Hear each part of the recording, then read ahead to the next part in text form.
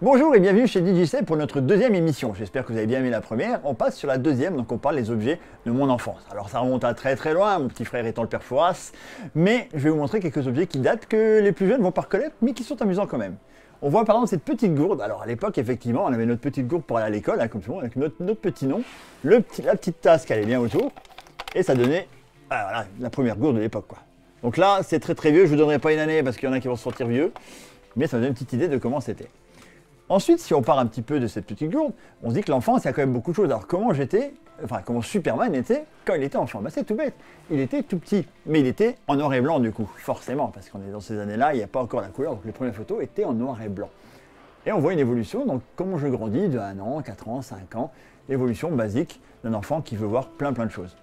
Et qui redécouvre dans sa vie et qui garde effectivement tous les objets qu'il a eu. C'est pour ça, c'est ce que je disais effectivement à un ami l'autre jour, je ne jette jamais rien. Donc forcément, on retrouve beaucoup de choses. Un exemple tout bête, on a ici une petite cloche, comme je l'appelle, qui était chez mes grands-parents. Alors, qu'est-ce qui se passait? C'est que mon grand-père, en fait, pour la faire sonner, l'a mis au plafond. Le problème étant très bébé, dans cette taille-là, il me mettait sur un plateau pour que je puisse la sonner. Et quand effectivement, donc, mes grands-parents sont décédés, l'objet que j'ai voulu garder, c'était cette cloche, par exemple, qui me rappelait mon enfance et surtout, je ne sais pas quelle vache elle a appartenu, mais c'est vraiment un objet de l'époque. Alors si on part un tout petit peu plus haut, effectivement, ensuite j'ai commencé à remettre mes premiers jouets. Donc avant d'arriver effectivement à toutes ces armures que vous passez devant, à tous ces trucs, on peut aussi effectivement parler des objets de l'enfance, des dessins animés. Est-ce que vous reconnaissez? Il y en a certainement qui vous reconnaissent parce que maintenant le Japon était très à la mode. Effectivement, mon ami Goldorak. Alors il faut savoir que ce Goldorak là, c'est pas n'importe lequel, parce que c'est mon Goldorak de l'époque. Je sais pas quelle valeur il est là, je crois qu'on m'en a proposé 500 € une fois. Il reste plus qu'un missile, je devais pas être très fan de la guerre à mon avis. Mais c'était les premiers, alors la poussière étant intégrée avec, effectivement. Mais voilà, comment on peut trouver des objets d'enfance, de jouets. On en a tous aujourd'hui. Ne te casse pas, Philippe, merci. Vous voyez que je l'ai quand même rafistolé en plus, parce que j'ai dû beaucoup jouer et le casser.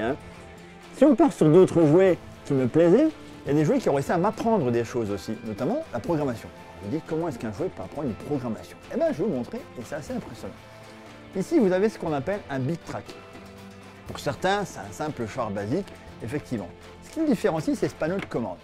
Ce panneau de commande, ça me permettait d'apprendre à programmer le bit track et lui dire qu'est-ce que je voulais faire.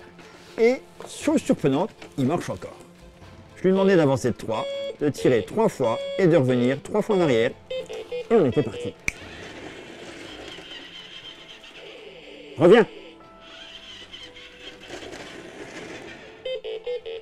Et le programme se termine. Voilà ce qui m'a donné envie d'apprendre et d'évoluer vers d'autres choses avant d'arriver notamment à l'intelligence artificielle, on en était encore très loin.